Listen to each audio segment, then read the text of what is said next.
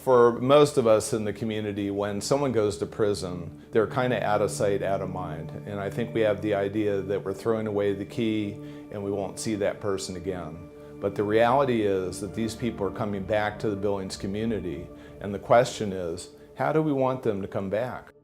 Do we want them to come back on their own with the same maladaptive skills in terms of employment, with poor educational histories, and with drug and alcohol addiction largely untreated? Or do we want to address those issues and do our best to make sure that they integrate in a way that promotes public safety? Let's go around, and I want each of you to say which one of those thinking errors you think is your biggest problem. If you're not emotionally connecting with what you're talking about, just don't say it.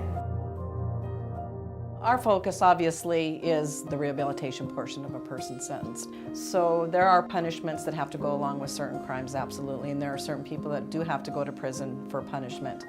But a good portion of the people who end up in prison are coming out eventually.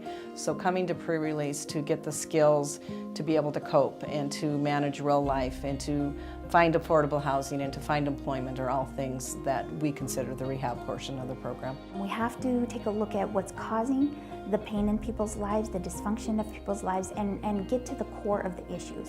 Once we help these ladies identify what's causing the pain, what's causing the dysfunction, what's even causing the criminal behavior, then they're able to make those changes, and they're lasting changes.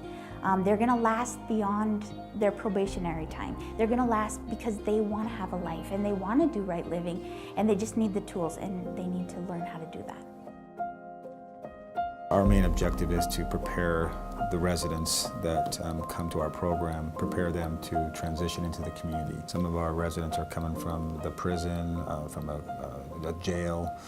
They may be coming directly from the community, struggling with a variety of things. And so our purpose, our objective is to identify what those are, develop the services, the programming that will help them transition back into community. Hi, how's it going? Good, how are you? Good. How long you been here? 2 months. 2 months? How's things going with you? Real good. Working? Fire roofing. Fire roofing, yeah, so you get the day off, right? Yeah. So William, you been doing all right, man? Yes, sir. Yeah? Yes, sir. Yeah, where are you working at now? I'm at Buffalo Wild Wings. Buffalo? Yeah. Working overtime. Yeah, you been talking to your dad? Yes, sir. Good, man. Thank you. Last time I saw you were in a hospital bed. Yeah. Pretty much I'm healed. glad you healed up. You're looking healthy. Thank you. Yeah, thanks for your help. I'm glad we're able to get you here and get you back where you need to be. Every time you walk up or walk down these steps, this is reminding them, hey, you know, if I got problems, let me talk to somebody. I don't need to walk away because they will get you. And it says right there, you'll face up to 10 years in prison for escape. Well, those are all the consequences. Maybe 1% of the clients that we have here walk away from our program. It's a very, very small percentage. But for the most part, yeah, our guys are, you know, they're going to follow the rules so that they can get out and do the things that they need to do. You know, the safety and the security of our community, it's a priority for us because it ensures accountability. I have a family that lives in this community. I want this community to be as safe as it can be. They're no different than we are. You know, they're out there working hard, they're wanting to be a part of their community. So unless you knew that they lived at Passages, you would think that they were your neighbor.